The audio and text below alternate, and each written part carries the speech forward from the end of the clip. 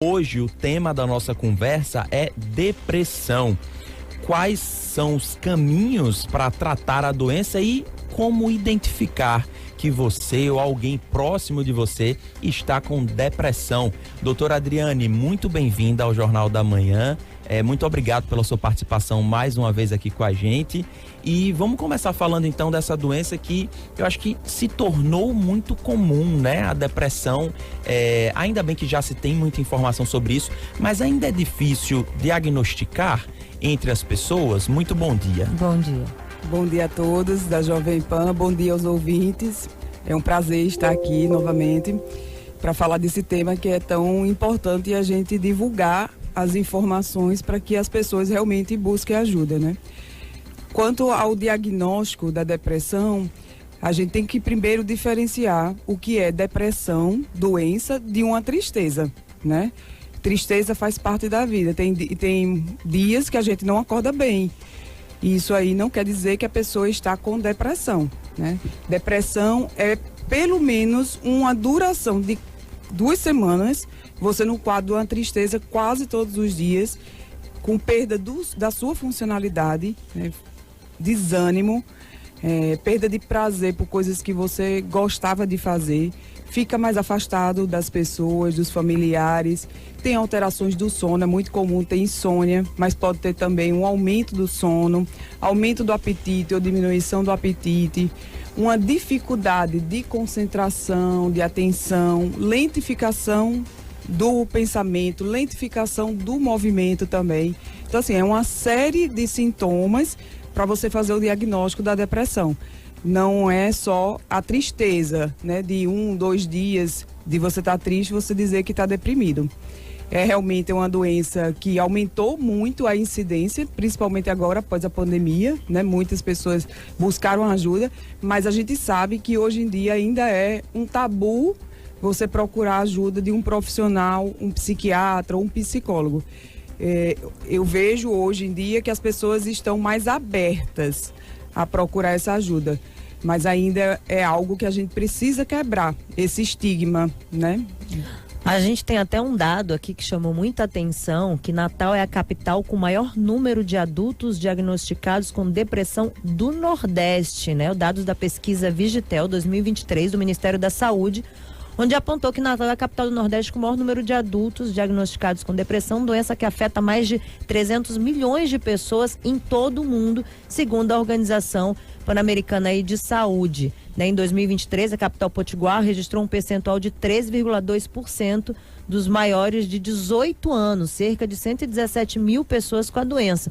Então, é justamente o que a gente traz aqui. Primeiro, então, é esse diagnóstico, né? Que você tem que entender se você está passando por um momento específico, né? Algo te causou uma tristeza. Eu pergunto assim, por exemplo, em questões de você enfrenta um luto, né? Você tem que entender, então, se você está passando por aquela fase específica do luto e se o luto pode te levar ao quadro depressivo. Como a gente consegue identificar isso? Antes, o luto, ele era visto fora dos critérios para depressão. Hoje em dia, ele já está incluído. Se o luto ultrapassa esse período, né, e causa muita disfuncionalidade, aí você pode fazer o diagnóstico também de um quadro depressivo, mesmo no processo de luto.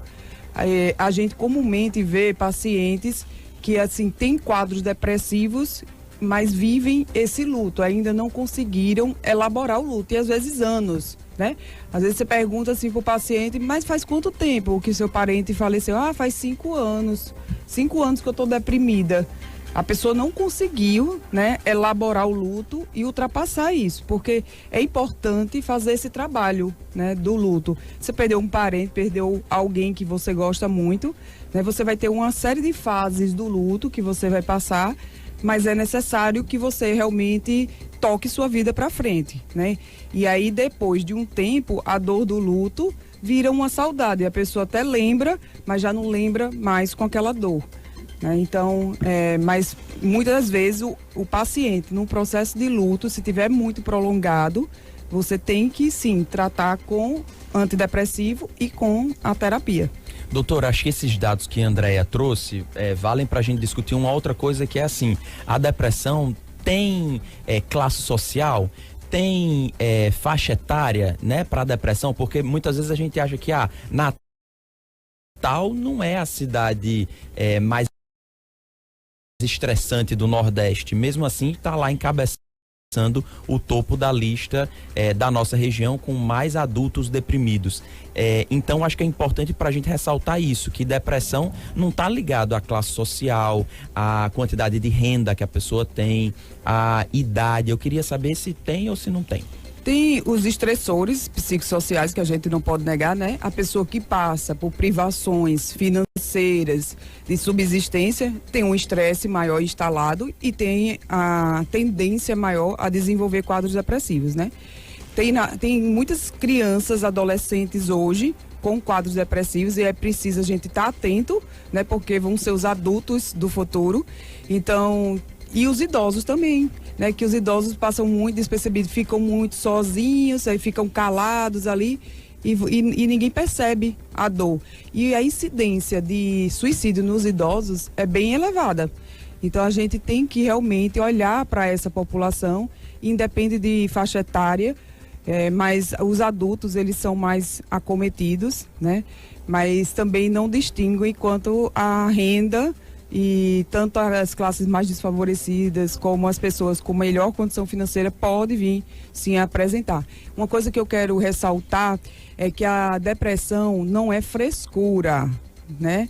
Não é fraqueza, é doença. Então isso é muito importante, né? Porque tem muitas pessoas que chegam, não, porque eu não falo o que eu estou sentindo, porque senão vão me achar que eu sou fraca, né? Que eu sou fraca emocionalmente. Isso não é fraqueza, né? É uma doença. Tem vários fatores que contribuem para você desenvolver uma depressão, né? Fatores genéticos. Então, se você tem história familiar... Isso que eu ia perguntar, existe uma predisposição genética também? Existe. Está muito relacionado à parte genética, as doenças, os transtornos mentais, de uma certa forma. Fatores também ambientais, né? E fatores assim estressores desde a infância. Então, história de abusos tanto físicos como abusos sexuais, né? Negligência paterna ou materna na infância. Então você vai crescendo, como eu costumo dizer, sem o alicerce. Então, diante de alguma circunstância da vida, de alguma dificuldade, você pode realmente vir a desenvolver um quadro depressivo, porque os seus recursos emocionais são insuficientes para você se manter firme. Então, é multifatorial os fatores que predispõem à depressão. É necessário medicamento para tratar a depressão? Você consegue tratar a depressão sem o uso de medicamentos, que é geralmente, às vezes, uma dúvida, um questionamento, eu não quero tomar nada, eu vou ficar viciada nesse tipo de medicação, dependente, né? Nessa medicação, então não, eu vou resolver sozinho, e às vezes a pessoa vai empurrando com a barriga, vai acumulando e a situação vai ficando mais difícil até para ter algum tipo de surto, né? Um choro intenso. Então, assim, o uso de medicamento faz parte desse tratamento, ou pode ser que não precise? Pode ser que não precise. A gente vai ter que primeiro ver a gravidade da depressão. Se for uma depressão leve, o tratamento adequado é psicoterapia.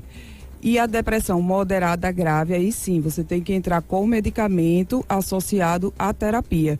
Porque a gente já tem estudos mostrando que se você não trata um quadro depressivo, você vai tendo perdas cognitivas também, você vai tendo destruição de neurônios, né?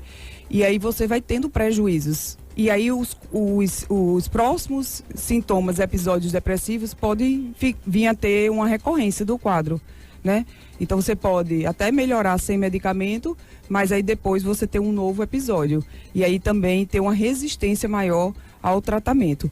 Os medicamentos que a gente utiliza para depressão, na maior parte das vezes, são antidepressivos, que são medicamentos que não causam dependência, né? Então as pessoas realmente têm esse preconceito com os medicamentos, achando que pode ficar dependente.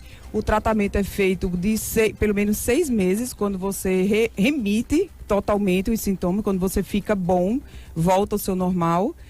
Pelo menos 6 meses usando antidepressivos, e a gente dá alta, né, do paciente. Então, assim, se tiver adoecido, realmente, assim, procure ajuda com um profissional adequado, faça a sua terapia e sem deixar esquecer também das terapias não farmacológicas, né? A atividade física, já foi visto agora recentemente estudos que a acupuntura, essas práticas integrativas também ajudam a melhorar. Yoga, meditação, mindfulness, então tudo que for de recursos que você puder, né, é interessante para a sua recuperação. Doutora, temos muitas participações aqui no youtube.com/canal da Jovem Pan Natal. Gudson Barbalho, bom dia, relevante demais o tema e super pedagógica a entrevista com a doutora Adriane. Depressão não é frescura, não é mimimi, é doença séria e demanda cuidados. Parabéns pelo tema, muito obrigado pela participação. Tem aqui o pastor Saulo André perguntando o seguinte: a depressão é uma condição de saúde mental que afeta a maneira como uma pessoa pensa, sente e lida com as atividades diárias? Acho que é aquilo que você comentou no início, né? Quando está afetando de fato a sua rotina, isso aí gera um quadro de adoecimento, é isso? Eu acho que assim, o que ele está querendo colocar é que distorce a realidade a partir do seu estado emocional. Então, quando você está deprimido, você fica com pensamentos mais disfuncionais, pensamentos de incapacidade, pensamentos de inferioridade. É como se fosse uma lente embaçada, né? Então, você não consegue realmente ver com clareza a realidade, porque você está emocionalmente adoecido, né? Então, quando você está deprimido, você tem dificuldade de ver, assim, melhora, esperança de que vai passar, pensamentos mais pessimistas, né? Pensamentos de culpa é muito frequente, de baixa autoestima, não se sentir capaz. Quando a gente traz esse caso, por exemplo, que a gente falou aqui, que mostrou, né, que o rapaz, que esse cara chega e mata, né, uma psicóloga para ver o celular e informações da ex-companheira, né? Um caso como esse, inclusive a defesa já alegou laudo psiquiátrico, que ele estaria afastado do trabalho. Como é que existe? Eu sei que a senhora não está dentro desse caso, é muito difícil até a gente falar e abordar, porque não é seu paciente, não sabe como é que ele age e o histórico dele. Mas de fora, assim, avaliando, é uma pessoa que, por exemplo, pode ter tido um surto naquele momento e, como a senhora disse assim, não tem noção da gravidade do que está fazendo, ou já é algo que é dele, que pode ser dele, é uma pessoa má, não sei se a gente pode dizer assim. Pode ser que sejam as duas coisas, né? A gente não dá para julgar e não dá para saber o que é que está acontecendo. Mas uma coisa que é importante é a gente ver os traços de personalidade da pessoa. Perfeito. Como é que é o jeito, o comportamento dessa pessoa. Então, se é uma pessoa que realmente rompe com as leis sociais, né? Então, é uma pessoa que realmente não tem muitas vezes o remorso, não se sente culpado por nada e ultrapassa o limite do outro. Então, são pessoas que realmente desrespeitam as leis, né? E aí é o que a gente fala de um transtorno de personalidade antissocial. Não estou dizendo que é o caso dele, né? Mas que a gente com um diagnóstico diferencial. E pode ser que realmente a pessoa esteja num surto psicótico, né? E tenha feito tudo isso. Mas parece assim mais assim algo do transtorno, mais dos traços de personalidade dele, né? Essa questão do ciúme exagerado, ciúme patológico e essa questão até onde vai o seu limite e o limite do outro, né? De você poder respeitar isso. E isso quem impõe são as leis que tem dentro da gente e que a gente depois externaliza como adulto para a sociedade. Doutora, agora trazendo esse assunto também, né?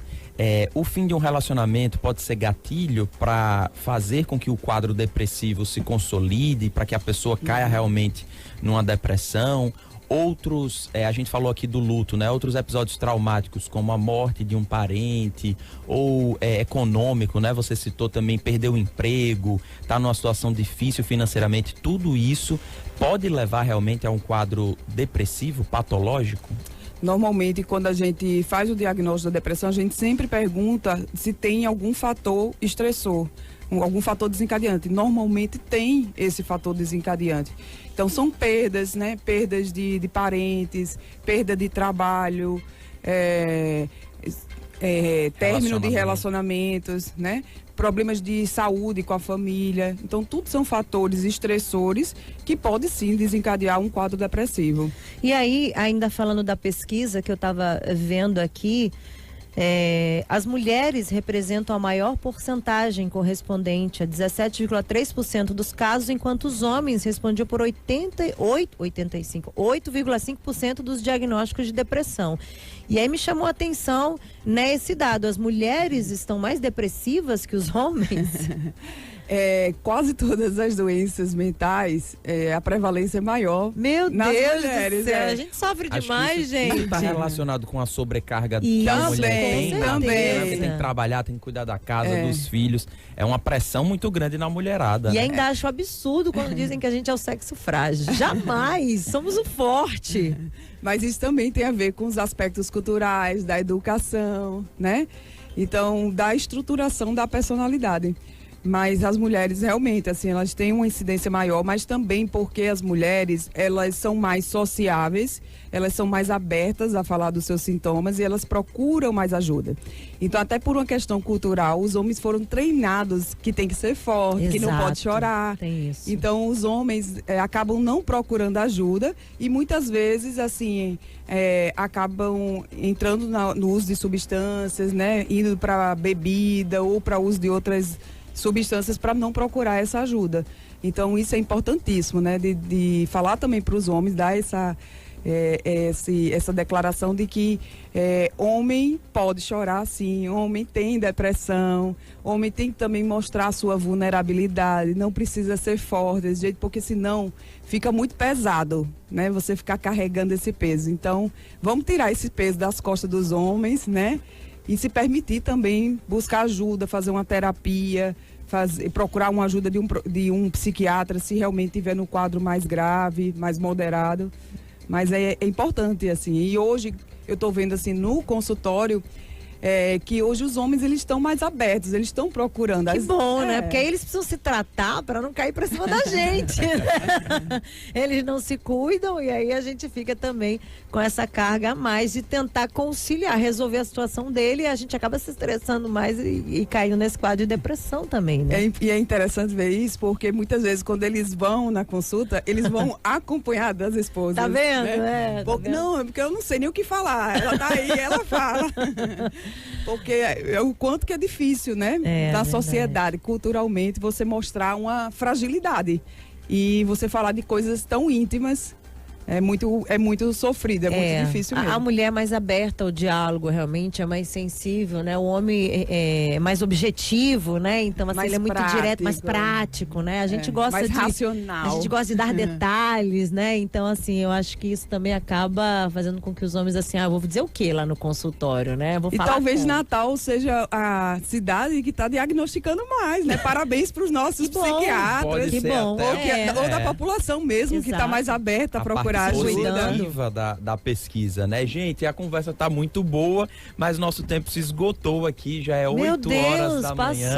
Passou rápido, né? Agradecendo demais aqui a doutora Adriane Caldas, médica psiquiatra, pela participação mais uma vez com a gente no Jornal da Manhã, já deixando o convite para a semana que vem, doutora. Muito obrigado. Eu que agradeço o convite, e a gente não pode esquecer, né, que a mente é a locomotiva da felicidade. Então fica esse registro aí para todo mundo refletir.